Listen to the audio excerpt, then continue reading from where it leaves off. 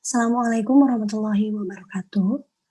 Halo semuanya, kembali lagi dengan saya, Rismawati Ramdhani, di video pembelajaran matematika. Di video ini saya akan membahas tentang himpunan. Himpunan adalah kumpulan objek-objek yang berbeda.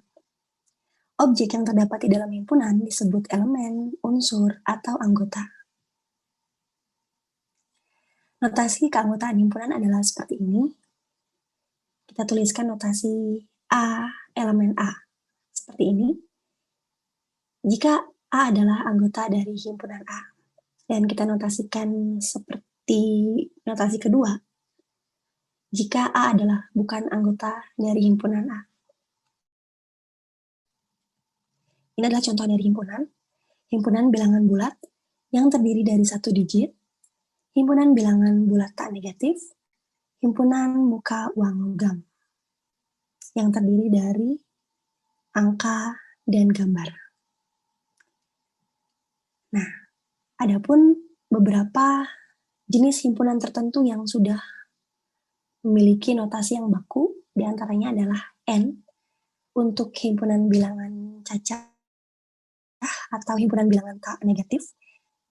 Kemudian Z itu adalah untuk himpunan bilangan bulat, di mana anggotanya adalah seperti ini, yang nilai-nilai atau bilangan-bilangan yang terdapat di dalam kurung kurawal. Kemudian Z plus itu adalah untuk himpunan bilangan bulat positif, Q untuk himpunan bilangan rasional, di mana definisinya adalah anggota dari Q itu adalah P per Q, di mana P adalah elemen dari himpunan bilangan bulat, Q juga elemen himpunan bilangan bulat, dan Q-nya tidak sama dengan 0. Mohon maaf, ini adalah notasi tidak sama. Ya, dan Q-nya tidak sama dengan 0. Seperti itu. R untuk himpunan bilangan real, R plus untuk himpunan bilangan real positif, C untuk himpunan bilangan kompleks. Ya, ini adalah beberapa notasi himpunan yang sudah baku. Nah, adapun beberapa cara untuk mendeskripsikan himpunan, diantaranya adalah yang pertama dengan metode roster. Metode roster adalah dengan cara mendaftarkan semua anggota dari himpunannya. Seperti contohnya, jika kita mendefinisikan suatu himpunan V yang merupakan himpunan semua huruf vokal, maka dapat dideskripsikan sebagai V sama dengan kurung kurawal A, E, I, O, U, kurung kurawal. Seperti itu.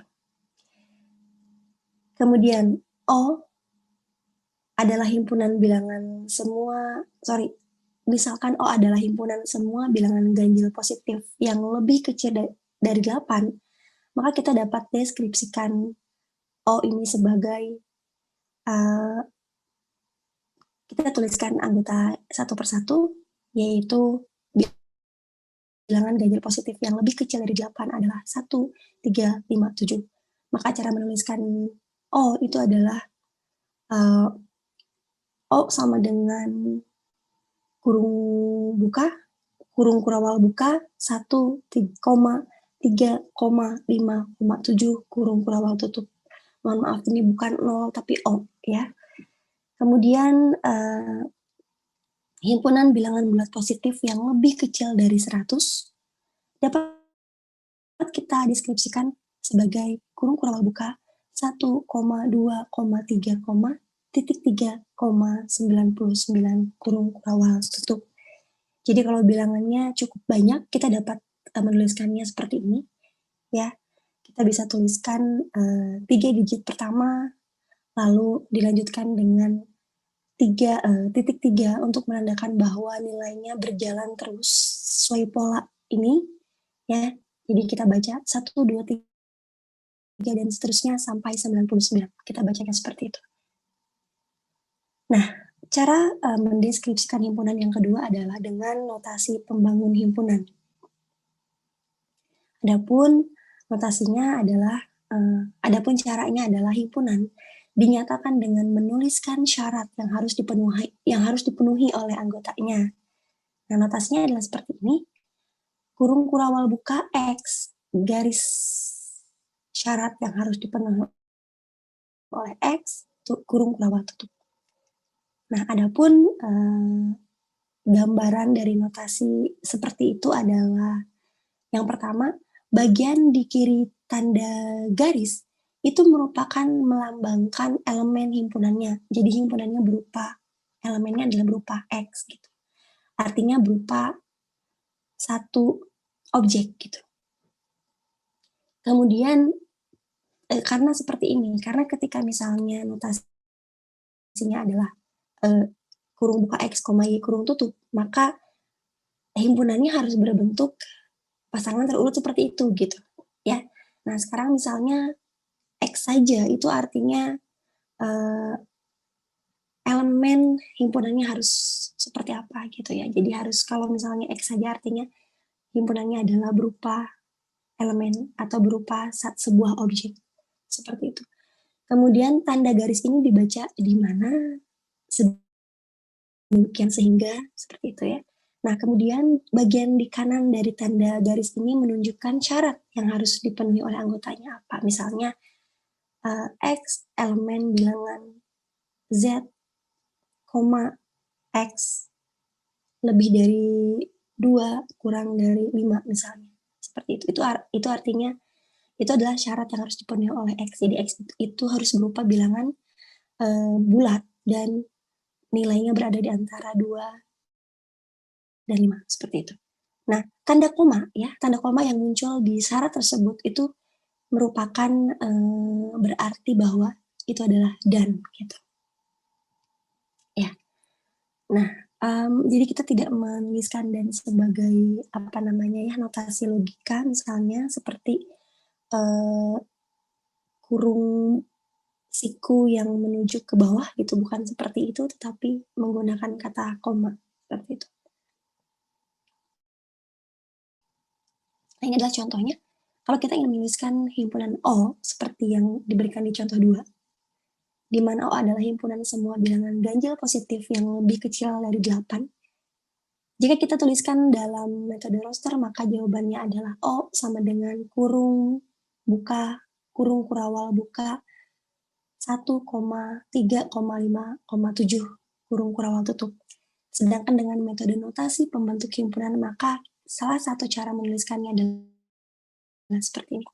O sama dengan kurung kurawal buka X, garis X adalah bilangan ganjil positif lebih kecil dari 8. Atau bisa juga seperti ini.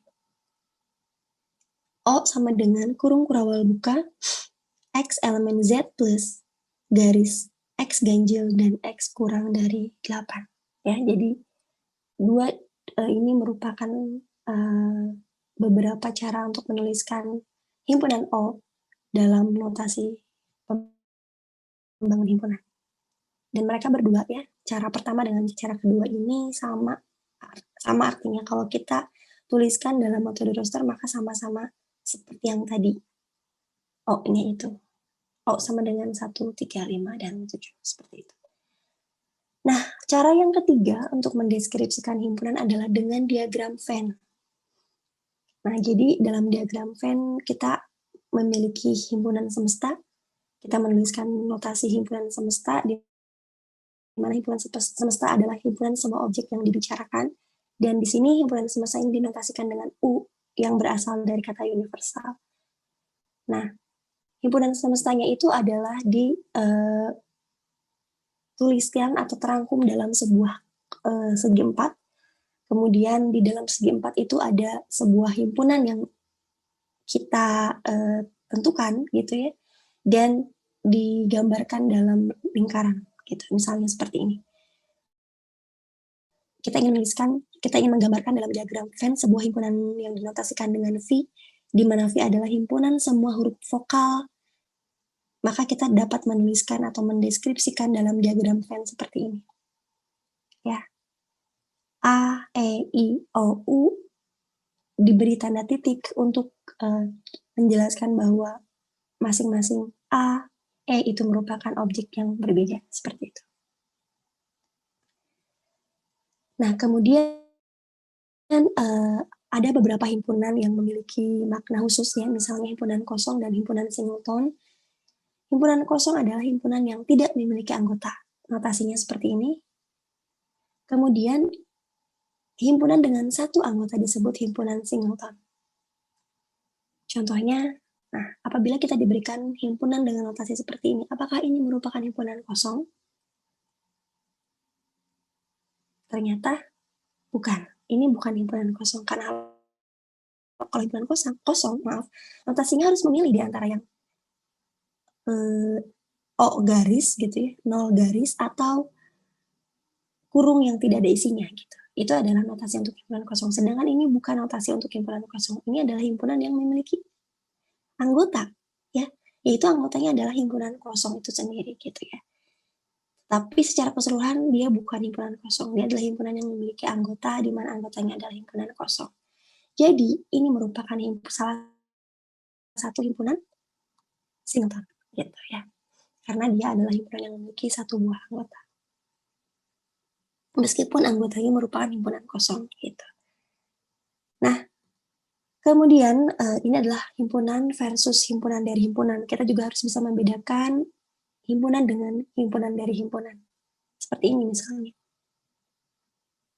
Himpunan 1,2 dengan himpunan yang anggotanya himpunan 1, himpunan 2. Apakah himpunan kiri dengan yang kanan sama? Jawabannya adalah berbeda, tidak sama ya. Himpunan kiri itu anggotanya berupa bilangan-bilangan, sedangkan himpunan di sebelah kanan anggotanya berupa himpunan, gitu kan, seperti itu. Lalu, notasi kiri dengan kanan apakah sama? Ternyata berbeda juga, seperti yang dijelaskan sebelumnya, gitu ya, bahwa di sebelah kiri itu adalah merupakan himpunan kosong, sedangkan di sebelah kanan bukan himpunan kosong. Dia adalah himpunan tak kosong yang memiliki satu anggota, di mana anggotanya adalah himpunan kosong, ya. Jadi kalian harus bisa membedakan, ya, mana himpunan dan mana himpunan dari himpunan, seperti itu. Nah, adapun kita bisa menotasikan himpunan yang anggotanya adalah himpunan kosong seperti ini. Kiri kanan sama saja. Nah, adapun himpunan lain gitu yang khusus yaitu himpunan bagian. Nah, jadi kalau misalnya kita memiliki dua buah himpunan A dan B, maka kita sebut A adalah himpunan bagian dari B dengan notasi seperti ini. Jika dan hanya jika setiap anggota dari A juga merupakan anggota dari B. Jadi kita bisa notasikan seperti ini ya. A subhimpunan atau himpunan bagian dari B jika dan hanya jika untuk setiap X, X itu adalah jika X anggota A maka X juga anggota B. Seperti itu. Oh ya, saya tidak menuliskan diagramnya ya. Jadi kurang lebih kalau himpunan bagian itu adalah misalnya A himpunan bagian dari B, maka lingkaran A ada di dalam lingkaran B, gitu. Gitu seperti itu ya. Nah, ini teoremanya yang mengatakan bahwa ya ada suatu teorema yang mengatakan bahwa untuk setiap himpunan S berlaku himpunan kosong merupakan himpunan bagian dari S dan S itu sendiri merupakan himpunan bagian dari dirinya sendiri. Nah, kemudian kalau kita ingin menunjukkan suatu kesamaan himpunan, misalnya A sama dengan B, maka kita bisa menunjukkan dengan cara kita bisa membuktikan dengan cara menunjukkan bahwa A himpunan bagian dari B dan sebaliknya, B juga himpunan bagian dari A. Artinya setiap anggota dari A merupakan anggota dari B dan sebaliknya, setiap anggota dari B merupakan anggota dari A. Artinya A dan B adalah anggotanya itu juga gitu. Ya, seperti itu. Nah, kemudian ada yang dinamakan dengan himpunan bagian sejati yang notasinya seperti ini. Anda bisa melihat notasinya berbeda, sedikit berbeda dengan yang di bagian atas. Jadi dia tidak ada tanda garis di bawah, itu artinya A merupakan himpunan dari B tetapi tidak sama dengan B gitu. Ya. Sedangkan untuk bagian atas masih memungkinkan ketika kita menuliskan A himpunan bagian dari B seperti yang atas ini, A ini masih memungkinkan sama dengan B gitu. A masih boleh sama dengan B. Gitu. Sedangkan di bagian bawah ini untuk himpunan bagian sejati A tidak boleh sama dengan B gitu. Jadi secara notasi seperti ini ya untuk mendefinisikan bahwa A adalah himpunan bagian sejati dari B, yaitu untuk setiap X, jika X anggota A, maka X harus merupakan anggota dari B, dan ada suatu anggota X di mana X merupakan anggota dari B, tetapi X bukan anggota dari A, seperti itu. Ya. Nah, jadi harus ada anggota B yang bukan merupakan anggota dari A, untuk yang himpunan bagian sejati ini. Nah, ini adalah contohnya untuk yang bagian 1, kita punya himpunan 1, 2, 3, ya, himpunan anggotanya 1, 2, 3, dia akan merupakan himpunan bagian daripada 1, 2, 3, 4. Dan kita juga dapat menuliskan 1, 2, 3 himpunan bagian sejati dari 1, 2, 3, 4 karena ada anggota 4 yang dia ada di himpunan kedua tetapi tidak ada di himpunan yang pertama, seperti itu. Nah, ini pun kita bisa, selain kita bisa menuliskan sama dengan, tetapi kita juga dapat menuliskan himpunan bagian kiri, himpunan bagian dari yang kanan. Kenapa? Karena memenuhi syarat bahwa setiap anggota yang di kiri merupakan anggota yang di kanan, seperti itu. Dan misalnya seperti ini, himpunan bilangan bulat positif merupakan himpunan bagian dari himpunan bilangan real. Seperti itu. Lalu apakah kita boleh menuliskan Z himpunan bagian sejati dari real? Bisa. Karena memang ada bilangan dari real, bilangan real yang bukan merupakan bilangan bulat. Misalnya 1,5 gitu ya. Lalu bisakah kita tuliskan sama dengan? Tentu tidak ya. Seperti itu. Nah, kemudian kesamaan himpunan. Jadi dua himpunan dikatakan sama jika dan hanya jika mereka memiliki anggota yang sama. Jadi bukan urutan anggotanya. Jadi kalau urutannya tidak harus sama, tetapi anggota-anggotanya harus sama gitu. Misalnya himpunan 1, 2, 3 itu sama saja dengan himpunan 3, 1, 2. Seperti itu. Nah, misalkan A dan B adalah dua buah himpunan, nah maka A dan B dikatakan sama, notasinya seperti ini ya, sama dengan gitu. Jika dan hanya jika untuk setiap A, jika X anggota dari A, maka X anggota dari B, dan sebaliknya jika X adalah anggota dari B, maka X adalah anggota dari A. Ini tanda panah kiri kanan ini menunjukkan biimplikasi atau bikondisional ya.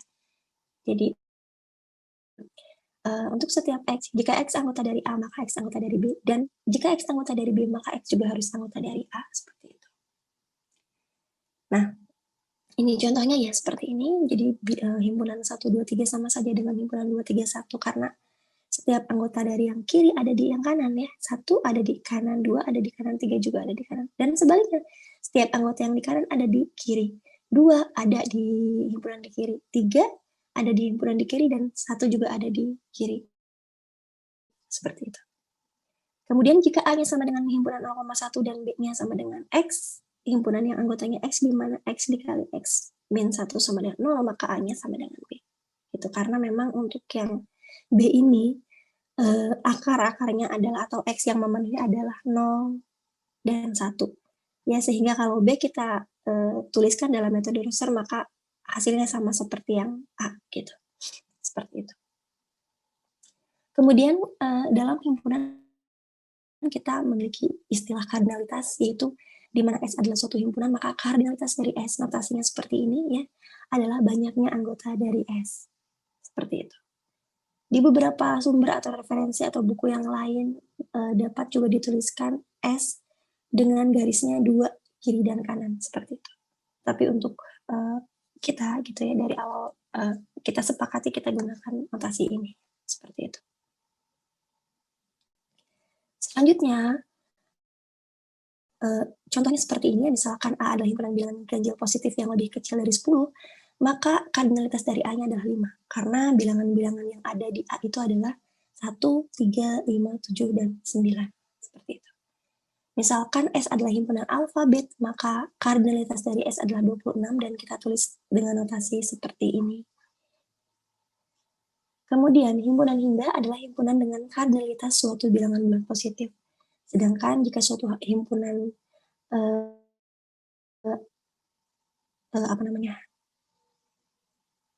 anggotanya, banyaknya anggota bukan merupakan bilangan bulat positif, maka dikatakan tak hingga gitu. Ya. Jadi himpunan dikatakan tak hingga jika himpunan tersebut bukan hingga gitu. Nah, Ini adalah beberapa operasi dalam himpunan, ya ada 6 operasi, yaitu irisan, gabungan, komplement, selisih, bidas tanggup, dan perkalian kartesian. Adapun definisi dari operasi irisan itu adalah notasinya seperti ini, ya. Definisinya adalah himpunan yang anggotanya X, di mana X ada di A dan X ada di B. Perhatikan kata dan, berarti dia harus terpenuhi, ya. X harus ada di A, sekaligus X juga harus ada di B. Nah, kalau kita gambarkan dalam diagram Venn, maka seperti ini.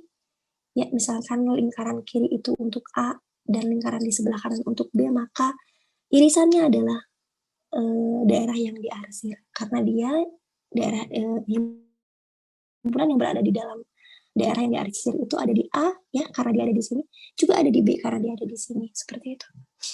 Ya. Nah, contohnya jika A adalah himpunan yang anggotanya 2, 4, 6, 8, 10, dan B adalah himpunan yang anggotanya 4, 10, 14, dan 18, maka irisannya adalah kita cek himpunan bilangan apa saja yang ada di A sekaligus di B. Ternyata bilangannya adalah 4 dan 10. Sehingga irisan dari A dan B adalah himpunan yang anggotanya 4, 10. Seperti itu. Jika A adalah himpunan yang anggotanya 3, 5, 9, dan B adalah himpunan yang anggotanya min 2 dan 6, maka irisan dari A dan B adalah himpunan kosong karena tidak ada anggota dari A yang juga merupakan anggota dari B. Seperti itu. Nah, lalu operasi yang kedua adalah operasi gabungan atau union. Notasinya seperti ini, seperti notasi irisan tetapi dibalik, ya, terbukanya ke atas. Definisinya adalah ini merupakan himpunan dengan anggotanya adalah X, di mana X ini ada di A atau X ada di B. Nah, kalau ada kata atau artinya kita boleh memilih salah satu. Dia boleh ada di A, boleh juga ada di B saja, tidak harus ada di keduanya, gitu ya. Jadi kita menggabungkan anggota-anggota yang ada di A, digabungkan dengan anggota-anggota yang ada di B, gitu.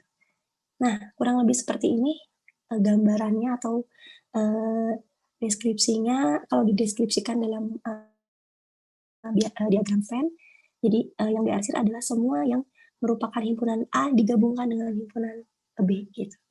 Kenapa? Karena untuk yang di sini misalnya, ya, ini adalah himpunan-himpunan yang ada di A saja memang, tetapi tidak ada di B. Tetapi boleh saja karena syaratnya adalah atau. X boleh ada di A atau X boleh ada di B. Gitu. Begitu juga untuk yang ini, dia ada di B saja, tidak ada di A, tetapi tidak masalah karena atau tadi, gitu ya. Nah, jadi boleh saja hanya ada di B. Begitu juga dengan yang ini, gitu. Dia ada di A dan di B, itu boleh-boleh saja. Karena untuk atau ini, kalau Anda ingat-ingat gitu, ketika A, X ada di A dan X juga ada di B, maka dia juga termasuk gitu kan. X ada di A dan X ada di B, itu boleh termasuk ke sini gitu. Benar, dengan benar itu adalah benar gitu ya, kalau kita hubungkan dengan logika. Nah, contohnya seperti ini, misalnya A adalah 258 dan B adalah 7522, maka gabungannya adalah 2578 dan 22. 5-nya tidak perlu ditulis 2 kali ya, karena definisi himpunan adalah kumpulan objek yang berbeda. Jadi kalau ada objek yang sama cukup dituliskan 1 kali saja. Jadi ingat, ketika kita ingin ketika diberikan himpunan dengan anggotanya 3 seperti yang A dan 3 seperti yang B, maka banyaknya anggota gabungannya jangan langsung dianggap 6 gitu ya. Kardinalitas A ditambah kardinalitas B. Tetapi kita harus mengecek dulu apakah ada himpunan yang sama di antara A dan B ini. Apakah ada anggota yang sama, apakah ada irisannya. Karena kalau ada, maka dia tidak terhitung seperti itu gitu. Kalau kita menghitungnya dengan 6, kardinalitas dari A gabung B-nya, maka himpunan bilangan tersebut sudah terhitung 2 kali. Anggota tersebut terhitung 2 kali. Anggota yang ada di A dan anggota yang ada di B itu terhitungnya 2 kali. Sehingga harus kita urutkan dulu, gitu, kita cek dulu, baru kita ambil yang tidak ada irisannya. Bukan, maksudnya kita mengambil yang berbedanya saja. Yang irisan kita tulisnya 1 kali saja. Jadi kurang lebih seperti ini ya. Anggotanya adalah 25, 78, 22 dengan kardinalitasnya adalah 5, bukan 6. Seperti itu. Dan kalau Anda masih ingat, itu adalah ada satu prinsip namanya prinsip inklusi eksklusi, mengatakan bahwa kardinalitas dari A gabung B itu sama dengan kardinalitas dari A ditambah kardinalitas dari B dikurang kardinalitas dari A iris B. Nanti itu ada di sesi kedua ya dari himpunan. Kemudian A digabung dengan himpunan kosong itu adalah himpunan A itu sendiri. Oke, nah kemudian operasi yang ketiga adalah operasi komplement. Notasinya seperti ini, A bar gitu, A garis atas gitu ya. Itu adalah definisinya adalah himpunannya anggotanya adalah X, di mana X ada di U dan X tidak ada di A. Gitu. X ada di U tetapi X tidak ada di A. Jadi kalau digambarkan dalam diagram Venn kurang lebih seperti ini gambarnya. Ya, jadi X yang diarsir adalah yang di luar A gitu ya. Jadi himpunannya ada di dalam U, ada di dalam kotak ya, tetapi tidak ada di A, di luar dari A gitu.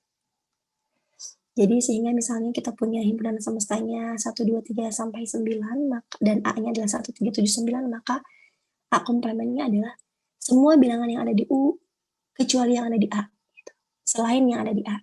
Jadi bilangannya adalah A komplementnya adalah 2, 4, 6, dan 8. Seperti itu.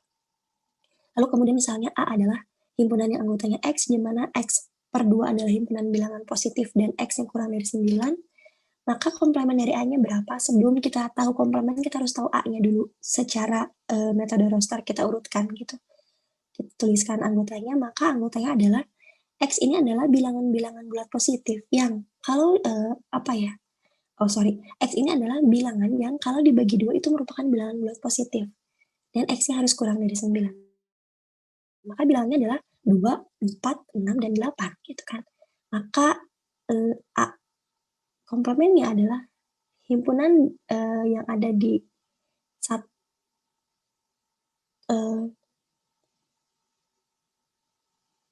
ya.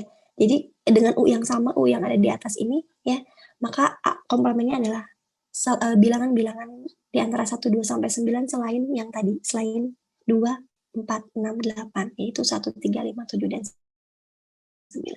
Kenapa 2? Kenapa 4, 6, dan 8 itu masuk ke A? Ya karena dia adalah himpunan yang kalau dibagi 2, dia adalah bilangan yang kalau dibagi 2, nilainya adalah merupakan bilangan bulat positif. Dan bilangan-bilangan itu berada di bilangan itu kurang dari 9, seperti itu ya. Ya. Kemudian operasi yang keempat itu adalah operasi selisih, di mana notasinya A minus B gitu ya. Dan definisinya adalah anggotanya adalah X, di mana X ada di A, tetapi X tidak ada di B gitu. Nah, maka kita juga dapat mendefinisikan dia sebagai A irisan dari B komplement. Maka seperti apa diagramnya kurang lebih seperti ini ya. Jadi ini adalah selisih A minus B. Kita perhatikan yang diarsir ini merupakan anggota dari A, tetapi dia bukan anggota dari B gitu. Jadi A dikurangin oleh B gitu. Jadi A dikurangi oleh anggota dari A yang ada di B. Ini ya, ini adalah anggota dari A yang ada di B dikurangi oleh ini gitu. Jadi sisanya adalah segini yang diarsir saja. Nah, lalu apakah A kurang B sama dengan B min A? Tidak ya, karena kalau Anda perhatikan B min A, maka bilangan A bagian yang diarsirnya adalah yang ada di sini. Gitu. Jadi A min B tidak sama dengan B min A. Jadi untuk selisih tidak berlaku hukum komutatif. Sedangkan untuk gabungan dan irisan berlaku hukum komutatif. A iris B sama dengan B iris A, A gabung B sama dengan B gabung A, sedangkan A min B tidak sama dengan B min A. Seperti itu. Nah, ini contohnya misalnya A-nya adalah himpunan yang anggotanya 1, 2, 3 sampai 10, dan B-nya adalah himpunan yang anggotanya 2, 4, 6, 8, 10, maka A min B-nya adalah himpunan yang ada di A dikurangi himpunan yang ada di B, yaitu 1, 3, 5, 7, dan 9. Dan B min A-nya bukan B min A-nya apa? Berarti himpunan yang ada di B dikurangi himpunan yang ada di A. Ternyata ketika kita punya himpunan B dan dia dikurangi oleh himpunan yang ada di A, jadi kita mulai dari 2 ya, anggota dari B ini 2. 2 apakah 2 ada di A? Kalau ada berarti hapus 2-nya. Ternyata ada, berarti kita hapus. 4 ada nggak di A? Ternyata ada, kita hapus. 6 ada nggak di A? Ada juga. 8 dan 10 ternyata ada semuanya di A. Maka sisanya atau B min A-nya adalah himpunan kosong. Seperti itu ya. Lalu 135 dikurang 123, berarti kita cek dari 1235-nya dulu ya. 1, apakah 1 ada di kanan? Ternyata ada, berarti itu tidak termasuk. 3, apakah ada? Ada, berarti itu juga kita hapus. 5, apakah ada di himpunan yang kanan? Ternyata tidak ada, maka 5 yang merupakan salah satu anggota dari yang kiri dikurang yang kanan. Ya, jadi anggotanya tinggal 5 saja, seperti itu. Lalu bagaimana dengan kebalikannya nih? 123 dikurang himpunan yang anggotanya 135. Maka caranya kita cek dari yang kiri dulu. 1, apakah 1 ada di kanan? Kalau ada maka dia kita hapuskan. Ada. Jadi dia tidak termasuk ke ini dikurang ini gitu. Tidak termasuk ke dalam himpunan yang kita minta. 2, apakah 2 ada di kanan? Tidak ada, berarti dia masih masuk gitu. Lalu 3, apakah 3 ada di kanan? Ada, berarti 3 juga tidak termasuk, sehingga sisanya adalah ini. Himpunan yang anggotanya 2 gitu ya. Itu adalah hasil operasi selisih dari ini dengan ini. Gitu. Nah, ini operasi yang keempat itu adalah beda setangkup. Nah, ini adalah kolaborasi gitu ya dari irisan dan gabungan. Jadi, notasinya seperti ini. A beda setangkup B itu artinya A gabung B dikurang A iris B. Atau bisa juga dianggap seperti ini. A kurang B digabung dengan B kurang A. Apakah kalian bisa menggambarkan seperti apa? Nah, seperti ini. Jadi, daerahnya yang diarsir ini. Gitu. Ya, A gabung B dikurang A iris B. Contohnya untuk A-nya adalah himpunan yang anggotanya 246 dan B-nya adalah himpunan yang anggotanya 235, maka beda setangkupnya adalah himpunan yang hanya ada di salah satu saja gitu. 2 itu tidak termasuk karena 2 ada di A dan ada di B gitu. 4 masuk, 6 masuk, 3 dan 5 juga masuk. Jadi seperti ini. Nah, selanjutnya adalah yang terakhir ya, itu adalah Cartesian product. Ini agak berbeda karena dia tidak bisa digambarkan dengan diagram Venn. Definisinya A kali B yaitu notasinya, itu adalah hasil operasi Cartesian dari A dengan B.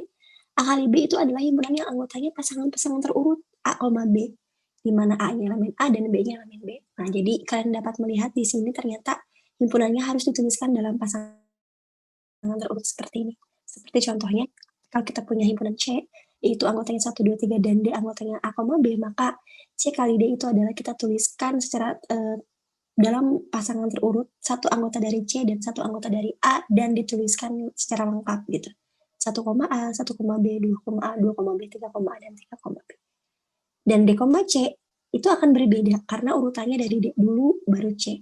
A, 1, A, 2, A, 3, B, 1, B, 2, B, 3, dan D kali C berbeda dengan C kali D. Walaupun jumlah anggotanya sama, tetapi dia berbeda karena urutannya berbeda. Ya, urutan dari anggotanya berbeda, maka tetap berbeda. Gitu. Oke.